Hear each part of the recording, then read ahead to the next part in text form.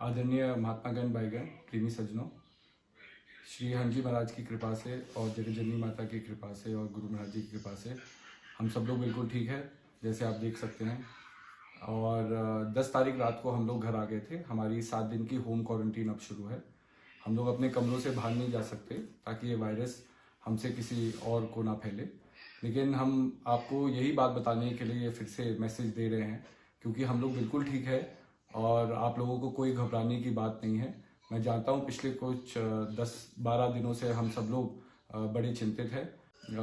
कोई घबराने की बात नहीं है। माता जी महाराज जी भी बहुत जल्द घर आ जाएंगे।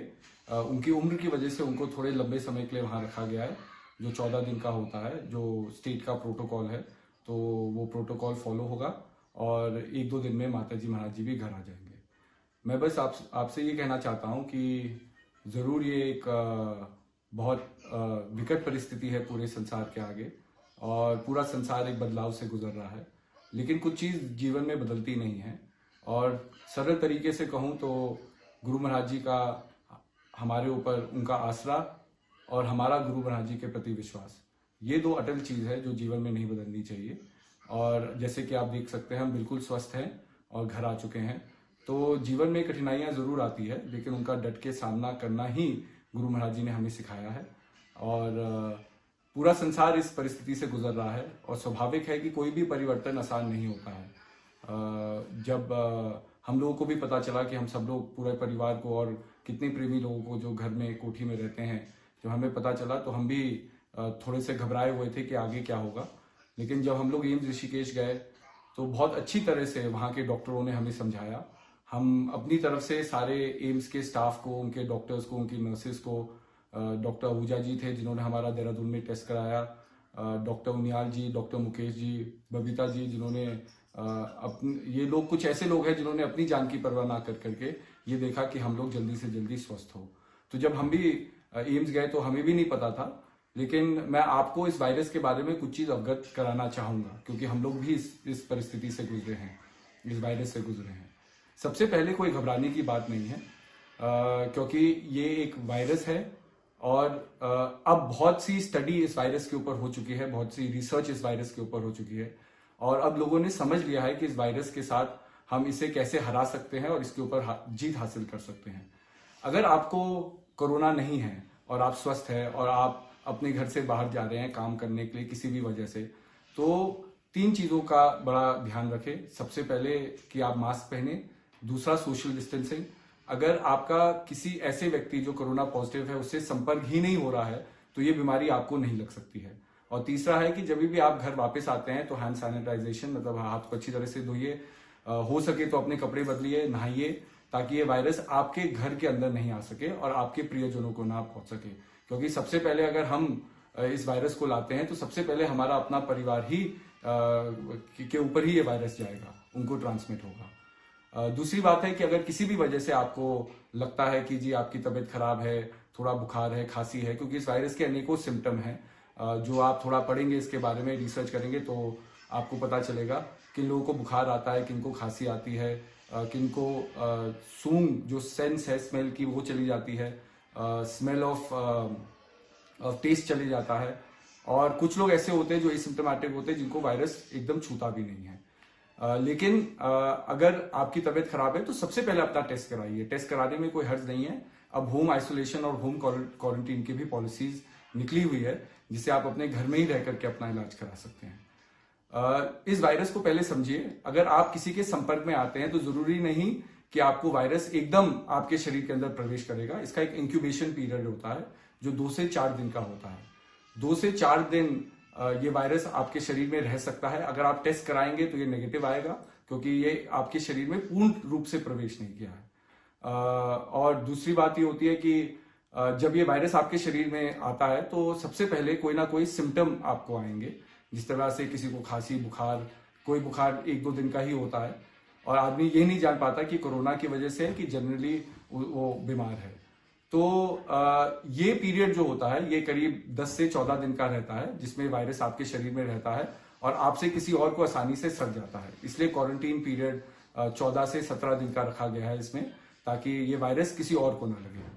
दूसरा, अगर आप कोरोना पॉजिटिव होते हैं तो आपको कोई घबराने की बात नहीं है। जैसे हम लोग भी अस्पताल गए, बहुत अच्छी तरह से हमारा वहाँ ट्रीटमेंट हुआ, मैनेजमेंट हुआ। और अगर आप बहुत सोच समझ करके कुछ कदम उठाएंगे तो ये वायरस आपको छू नहीं सकता। सबसे पहली बात है कि वायरस में अपने सिम्टम्स को मॉनिटर करना बहुत जरूरी है। कुछ लोगों के सिम्टम्स निकलेंगे जो सिम्टोमेटिक पेशेंट्स होते हैं। इनमें अगर आपको बुखार है तो आप बुखार की गोली लीजिए, अगर आपको बदन दर्द है बदन दर्द की गोली लीजिए, मतलब जो भी आपका सिम्टम है उसके अनुसार आप अपना ट्रीटमेंट कीजिए। कुछ लोग एसिम्टोमेटिक होते हैं जिनको कोई सिम्टम ही नहीं आते और या बहुत दिनों बाद सिम्टम्स आएंगे, लेकिन वो भी कैरियर हैं और वो भी किसी को ये वायरस दे सकते हैं। इसलिए जैसे ही आपको पता चले या आपको शक हो कि आपको ये वायरस हो गया है तो अपने आप को आइसोलेट कीजिए, टेस्ट कराइए और आगे जो डॉक्टर बताते हैं उसके अनुसार कार्य कीजिए। दूसरी एक और बहुत जरूरी बात है, ये हमें भी नहीं पता था, जब हम भी वहां गए तो बहुत से लोगों को एक असर इस वायरस का होता है जिसमें उनका खून थिक होने लगता है, ब्लड बिगिंस टू थिक। तो उसकी वजह से काफी दिनों बाद, वायरस के होने के बाद, सिम्टम्स आने या ना आने के बाद भी काफी दिनों के बाद, 8-10 दिन बाद किसी इस खून थिकनिंग की वजह से ऑक्सीजन की कमी शरीर को महसूस होती है, जिससे अचानक चक्कर आ जाना या सांस लेने में दिक्कत रहना। तो इसके लिए ब्लड थिनर्स होती हैं, इंजेक्शन होते हैं, दवाइयां होती है, इसमें कोई घबराने की बात नहीं है।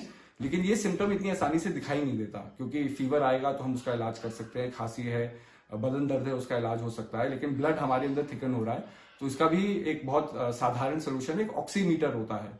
जो लोग पहाड़ों में भी जाते हैं या ट्रेकिंग करते हैं वो इस बात को समझेंगे कि हाई ऑल्टीट्यूड में खून में ऑक्सीजन की कमी होने से हमें अपने ऑक्सीजन लेवल को मॉनिटर करना होता है। तो छोटी सी डिवाइस आती है जो उंगली में लग जाती है और ये ऑक्सीजन सैचुरेशन को आपके खून में बताता है।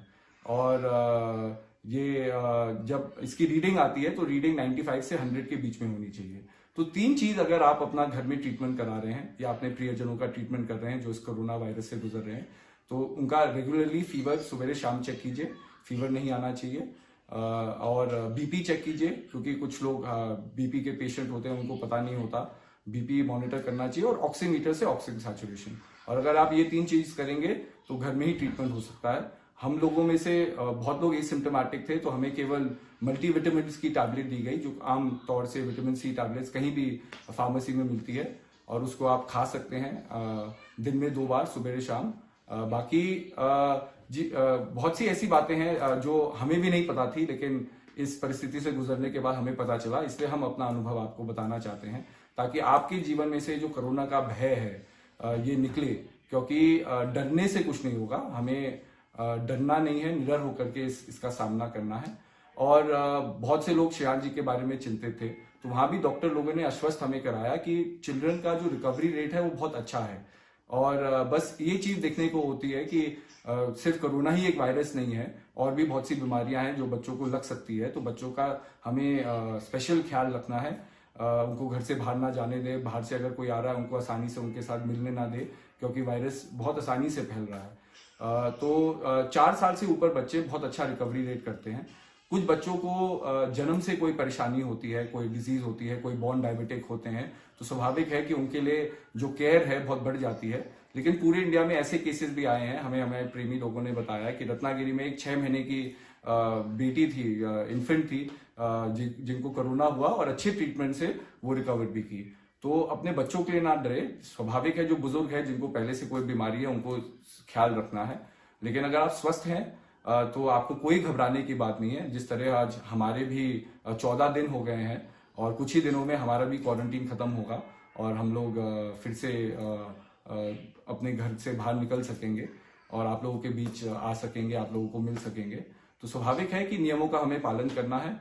कुछ चीजें जो मैंने बताई बड़ी शेष है, social distancing, personal hygiene, personal sanitation और मास्क का पहनना।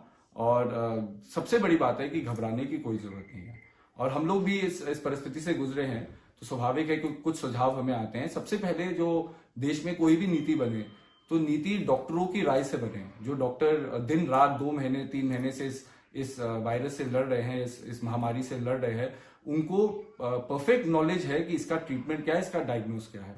दूसरा, अगर हम कोई नियम लगा रहे हैं तो ये वायरस, पूरा संसार इस वायरस से गुजर रहा है, पूरा भारत देश इस वायरस से गुजर रहा है। कोई एक राज्य ऐसा नहीं है भारत देश में जहां ये वायरस ना पहुंचा हो। और लोगों को परेशानी इस वायरस से ना हुई हो। तो स्वाभाविक है कि एक नियम होना चाहिए जिसके आधार पर लोगों का चेकअप हो नियमित रूप से, क्योंकि जैसे आप देख रहे हैं कि कहीं जगह हमें अखबारों से और टेलीविजन से पता चल रहा है, मीडिया से पता चल रहा है कि अस्पतालों में बेड्स की कमी हो रही है। तो जो एसिम्प्टोमेटिक पेशेंट है वो अपने घर में ही रह करके इलाज कर सकते हैं। तो ये प्रोविजंस अगर एक नियम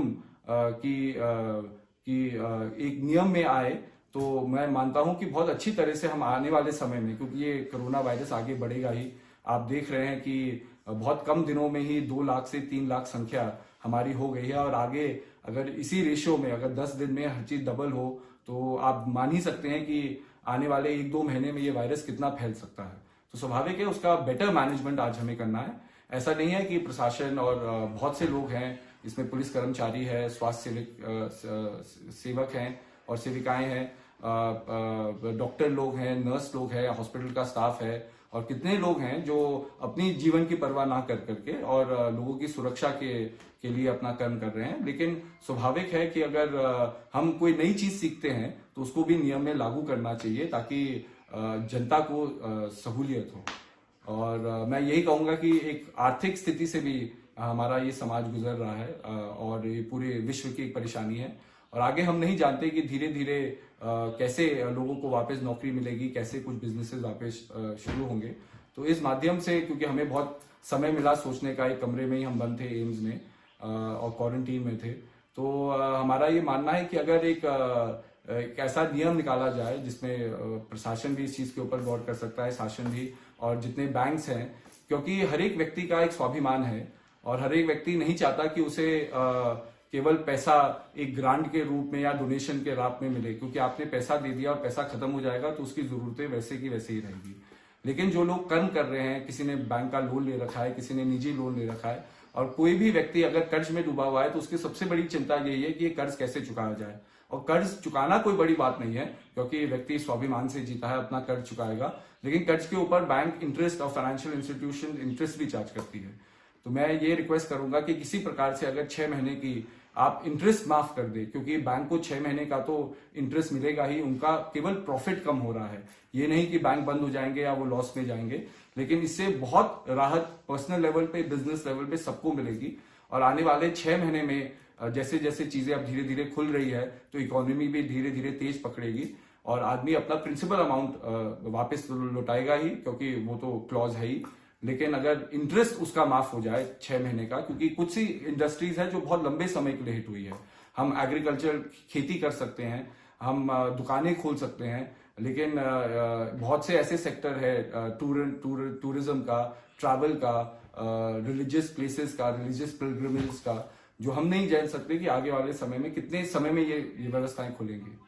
तो ये बहुत जरूरी है कि हम लोगों को हिम्मत से काम लेना है, हम लोगों को एक साथ काम करना है। और गुरु महाराज जी का तो हमेशा संदेश रहा ही है कि एक राष्ट्र, एक आत्मा, एक ध्वज, सर्वे भवन्तु सुखिनः, सर्वे सन्तु निरामया, सर्वे भद्राणि पश्यन्तु, मा कश्चित् दुःखभाग् भवेत्।